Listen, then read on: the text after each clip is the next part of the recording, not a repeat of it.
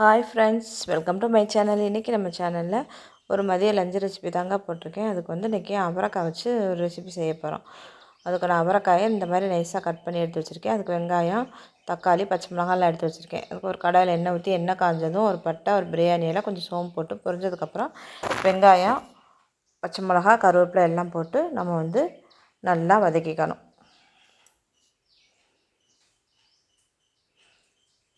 நல்லா வெங்காயத்தை நல்லா எவ்வளோ தூரம் நல்லா வதக்குறோமோ அவ்வளோ தூரம் நல்லாயிருக்கும் டிஷ். அதே மாதிரி வெங்காயம் பாதி வதங்கினதுக்கப்புறம் நம்ம இதில் வந்து ஒரே ஒரு தக்காளி தான் எடுத்திருக்கேன், மீடியம் சைஸ் தக்காளி. அதை இதில் சேர்த்து நம்ம வதக்கிக்க போகிறோம்.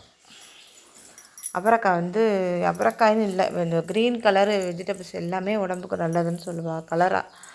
அதனால் அவரைக்காயெல்லாம் இப்போ சீசன் நல்லா தான் இருக்குது. இந்த சீசன் அப்போ நம்ம அவரைக்காயெல்லாம் கூடவே நம்ம வாங்கி சமைச்சிக்கலாம். அது சில நேரம் அவரைக்காயெல்லாம் செம்ம விலையாக இருக்கும். அந்த நேரம் நம்ம வாங்குறத விட எந்தெந்த காய்க்கு எந்தெந்த பழத்துக்கு எப்பப்போ சீசனோ அந்தந்த நேரம் அந்தந்த காய் அந்த பழத்தை நம்ம வாங்கி சாப்பிட பழகிக்கணும். தக்காளி போட்டு தக்காளி வதங்குறதுக்கு நம்ம நம்ம சேனலில் சொல்கிறது தான், உப்பு போட்டுடணும். உப்பு போட்டு கல்லுப்பு போட்டு வதக்கும்போது டிஷ்ஷுக்கு தேவையான உப்பு இங்கேயே போட்டுட்டோம்னா நம்மளுக்கு தக்காளி வெங்காயம் நல்லா வதங்கி வந்துடும். நல்லா தக்காளி வதங்கினதுக்கப்புறம், ஏன்னா இது வந்து தக்காளி வதங்காமல் செஞ்சோம்னா இந்த ரெசிபி நல்லாவே இருக்காது. அதனால் தக்காளி நல்லா வதங்கினதுக்கப்புறம் நம்ம வந்து கட் பண்ணி வச்சுருக்கிற எல்லாமே அவரைக்காயை இதில் சேர்த்துக்க போகிறோம். எல்லாமே நான் கட்டிங் போர்டில் தான் ஒன்றா வச்சு கட் பண்ணிக்கிட்டு இருக்கேன். அதனால் இவ்வளோ இந்த சைஸில் தான் கட் பண்ண என்னால் முடிஞ்சது. இன்னமும் சின்னமாக கட் பண்ணாலுமே இன்னும் நல்லாயிருக்கும்.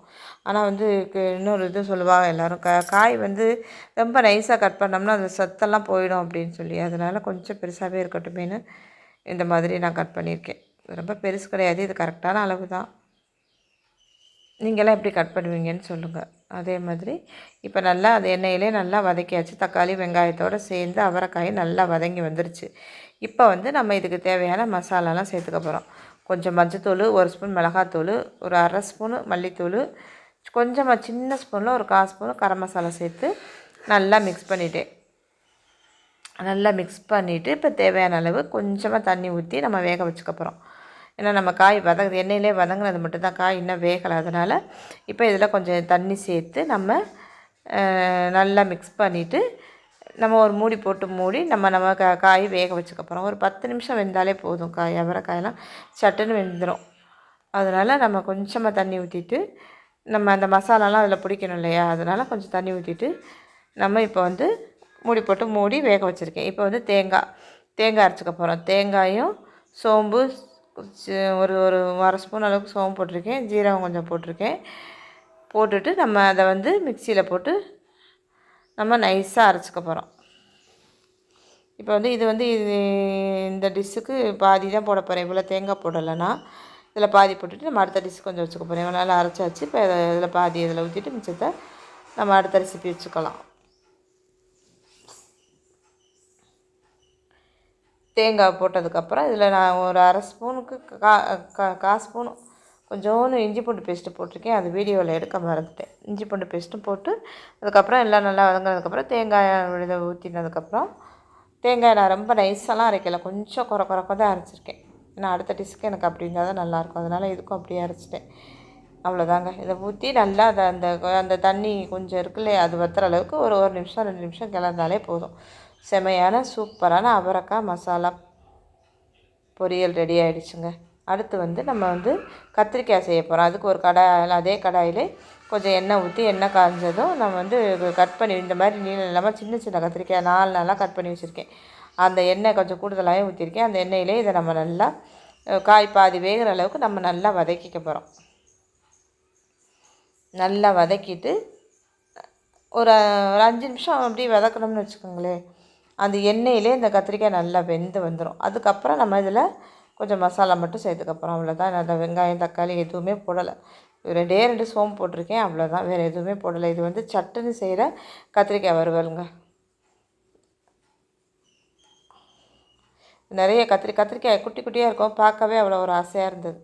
கொஞ்சோண்டு மஞ்சத்தூள், ஒரு 3/4 ஸ்பூனு இல்லை அரை ஸ்பூன் உங்கள் மிளகாத்தூளோட காரத்தை பொறுத்து மிளகாத்தூள் போட்டிருக்கேன், அவ்வளோதான். வேறு எதுவுமே நான் சேர்க்கலை. இதில் கரம் மசாலாவோ வேறு எந்த மசாலாவும் சேர்க்கலை. போட்டுட்டு நல்லா மிக்ஸ் பண்ணிவிட்டு நம்ம இன்னும் கொஞ்சம் நேரம் நல்லா வேக விட்டுக்கணும். தேவைப்பட்டால் கொஞ்சமாக தண்ணி ஊற்றி வேக வச்சுக்கோங்க. கண்டிப்பாக தேவை தான் படும் தண்ணி, இல்லைன்னா சட்டியில் பிடிக்கிற மாதிரி இருக்கும். அதனால் நான் கொஞ்சம் தண்ணி ஊற்றி வேக வச்சுக்க போகிறேன்.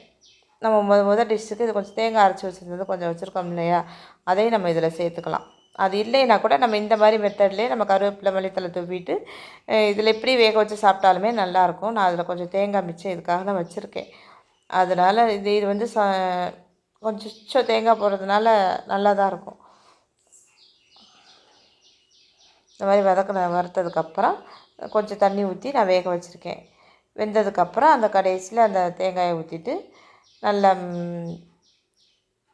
கிண்டிட்டு நம்ம வந்து கடைசியில் மல்லித்தலை கருவேப்பிலை தூவி நம்ம இறக்கிக்கலாம். அவ்வளோதாங்க, சூப்பரான கத்திரிக்காய் வறுவல் ரெடி ஆகிடுச்சு. இன்ஸ்டன்ட் கத்திரிக்காய் வறுவல் தான் இதை சொல்லணும். ஏன்னா இதில் வந்து ஒன்றுமே நம்ம தக்காளி வெங்காயம் எதுவுமே கட் பண்ணல, வேறு கத்திரிக்காய் மட்டும் தான் கட் பண்ணோம். இந்த டிஷ்ஷுக்கு தேவையான அளவு உப்பு இப்போ நான் ஃபஸ்ட்லேயே போட்டிருக்கணும். கத்திரிக்காய் வதங்கும் போதே வதங்கினோடனே மசாலா சேர்க்கையில் போடலாம்னு நினச்சிட்டு போடவே இல்லை, இப்போ தான் போட்டிருக்கேன். இப்போ இதை போட்டுட்டு நல்லா கிண்டிட்டு ஒரு நிமிஷம் கழித்து நம்ம கடைசியாக மல்லித்தலை கருவேப்பிலை தூவி இறக்க வேண்டியதாங்க. செமையான கத்திரிக்காய் வறுவலும் ரெடி ஆகிடுச்சு. அதே மாதிரி அவரைக்காய் மசாலா பொரியலும் ரெடி ஆகிடுச்சு. இதுக்கு வந்து சாம்பார் தாங்க இன்றைக்கி வச்சுருக்கேன். சாம்பாருக்கு இன்றைக்கி 2 டிஷ்ஷு. சாம்பாருக்கு நம்ம இந்த மாதிரி கொஞ்சம் காரமாக வச்சா தாங்க கொஞ்சம் சாப்பாடு எடுக்கும். பொரியல் கூட்டு வைக்கிற போது இந்த மாதிரி ஒரு காரமாக மண்டி இந்த மாதிரி வச்சோம்னா தான் நல்லாயிருக்கும். நான் இன்றைக்கி 2 வெஞ்சனமும் இந்த மாதிரி வச்சுருக்கேன். கத்திரிக்காய் வறுவல் பார்க்கவே சூப்பராக இருக்குல்ல. இதே மாதிரி நீங்களும் செஞ்சு பார்த்துட்டு பிடிச்சிருந்துச்சுன்னா லைக் பண்ணுங்கள்.